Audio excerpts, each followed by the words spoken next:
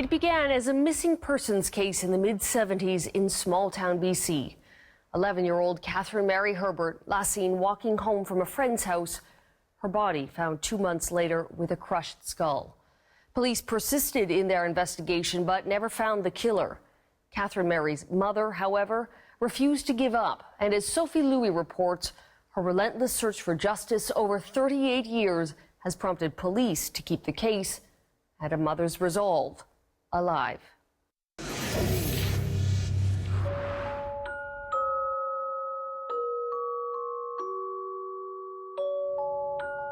Every single day of my life, I hear my heart break. You have no idea the sound it makes inside. I'm going to start crying because I get very angry when I talk about this.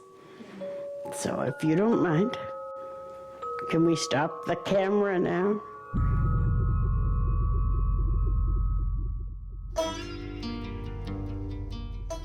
Abbotsford, British Columbia, in the mid-1970s. In a small community called Matsqui, Sherry Greer was a young single mother raising 5 children. And I love my babies, every one of them. Catherine Mary was Sherry's 11-year-old daughter. She was taller than I am, and she always called me Shorty. And she'd say, "What are you doing down there, Shorty?" She was a good girl. Oh, yeah. On the morning of September 24th, 1975, Sherry got Catherine Mary ready for school. That morning she said to me, "Oh, Mom, we have such a wonderful gift for you tomorrow." It was my birthday the next day. And, you know, to this day, I have no idea what that was. After school, Catherine Mary wanted to go to a friend's house, just a short walk from her home. I didn't want to let her in that. I said, "Oh, all right. Oh, I love your Mom." And I said, "Be home for supper." "Okay." Well, she wasn't home for supper, so I phoned her. And I said, "Get your butt home." Catherine Mary never made it. Do you remember what you thought might have happened? I didn't know. And it wasn't until the next day that I started thinking not such good thoughts.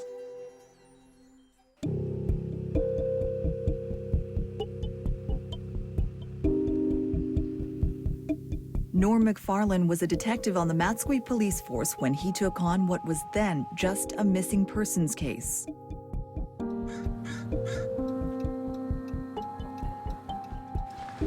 So this is the road she was walking? Yes, that's the road that Catherine was last seen walking south in this direction that way.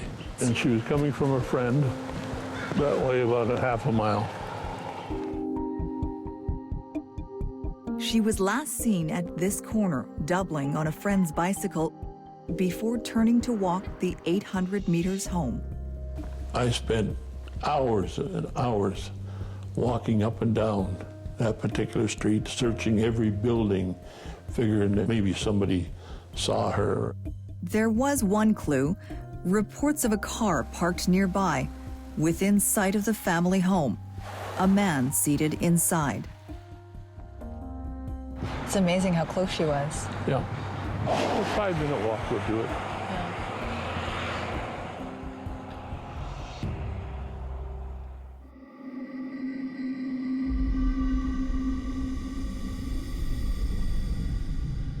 Almost 2 months later, Catherine Mary's decomposing body was found in a nearby wooded area.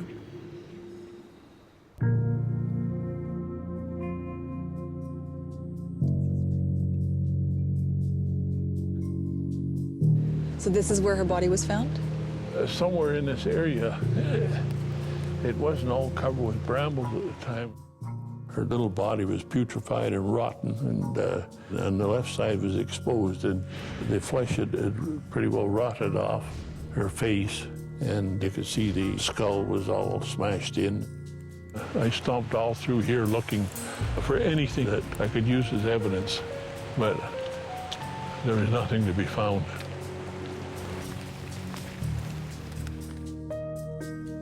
Norm quickly narrowed down who he thought was parked in the suspicious car. The man, known to Sherry and her family, was a former inmate at this Matsqui prison. Norm brought him in for questioning. I pushed a file folder over to him containing all the photographs, 8 by 10 glossy photographs of the child's body. And he pushed them back to me. And he said, "Now can I call my lawyer?" That was 1975. Police investigations were different. There was no such thing as DNA evidence, and the police had few witnesses and few clues. I just couldn't get a conviction. I know it's there. This has haunted me for years. As time passed, the investigation changed hands. Still, no arrests were made. Sherry kept the pressure on the police to keep going, but she says after Norm, they were not as understanding. Yeah, he said, stop phoning here. You don't need to be phoning us all the time. We'll call you. And I didn't want to stop phoning. The case was going cold until other girls started disappearing. Like 16-year-old Teresa Hildebrandt of Matsqui. She went missing in 1976. Her body, nothing but bones, was discovered 4 years later in a wooded area. Or the 1978 disappearance of 12-year-old Monica Jack in Merritt, BC. Her body was found almost 20 years later. Police thought all three were linked.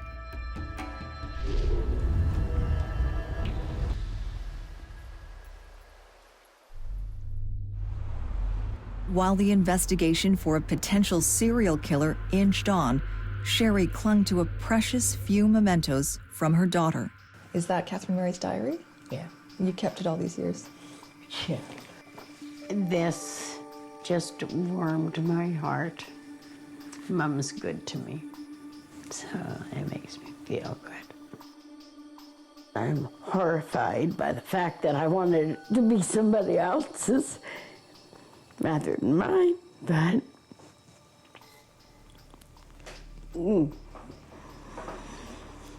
so we're gonna break, aren't we?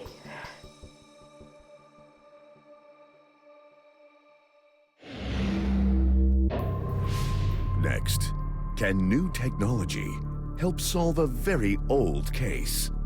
When I look at it, where there's smoke, there's fire.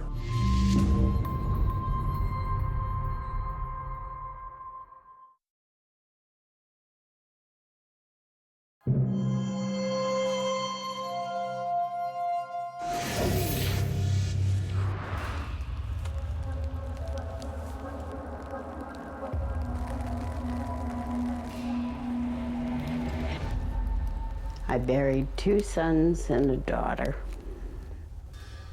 It's painful. It'll always hurt. You know, there's no such thing as closure. Sherry Greer's heartache has become almost unbearable. In 1974, her son Donnie drowned. The next year, her 11-year-old daughter Catherine Mary was murdered.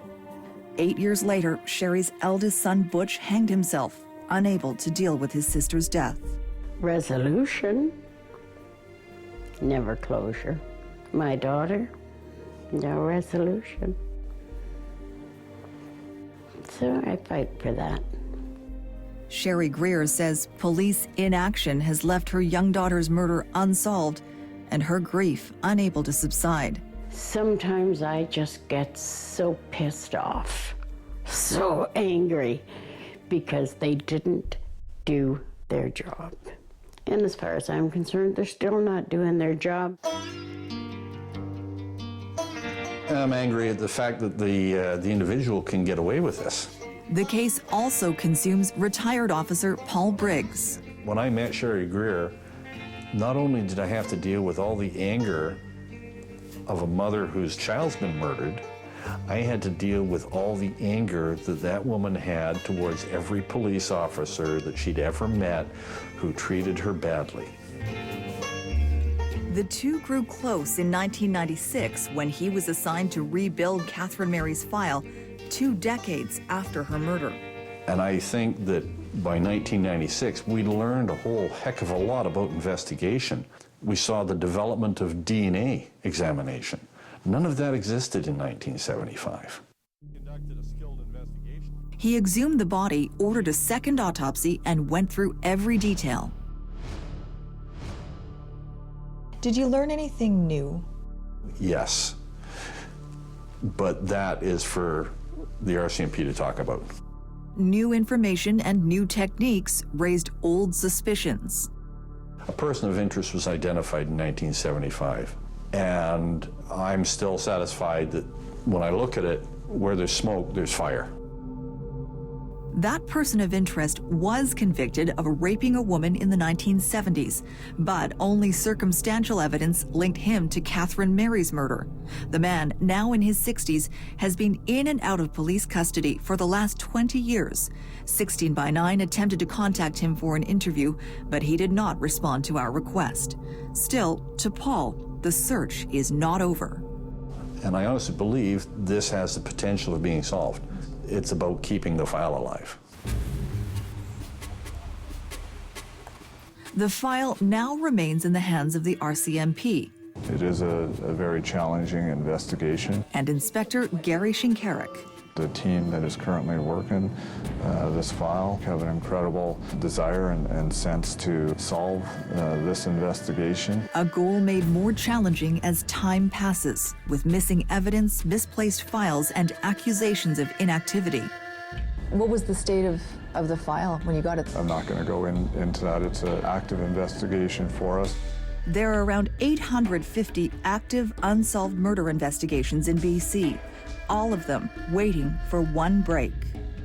I still believe that if we uncover the right evidence, that we would be able to prosecute. But waiting for the right evidence takes time. We are here today to announce a significant development. Last year, using DNA evidence, the RCMP solved the 1974 murder of 16-year-old Colleen McMillan. But no matter how many cases the RCMP solves, so far, it does not include Sherry Greer's daughter, Catherine Mary. Finally, in March of 2012, Sherry got some good news. I received an anonymous donation for $10,000 for information that will lead to the arrest and conviction of the individual or individuals responsible for the death of my daughter, Catherine Mary. While Sherry waits for someone to remember something, she has received her own recognition. I think it's gorgeous. You nominated Sherry for Queen's Jubilee Medal. Yes. Why did you do that? I looked at what she was doing, and she could have let go. She didn't. And she continues to fight with all her energy to make sure that her daughter receives justice for what happened to her. When I started dealing with police, I just realized that nobody else was going to fight for her. It had to be me. So how often do you look at this? When I start missing her. Catherine Mary would be almost 50 years old today, but she remains a child to her mother. It hurts that you died her.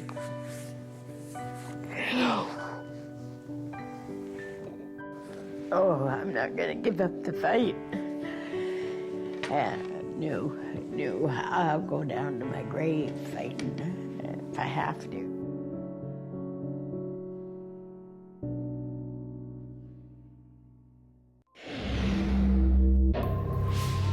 Next, the story of the real Glee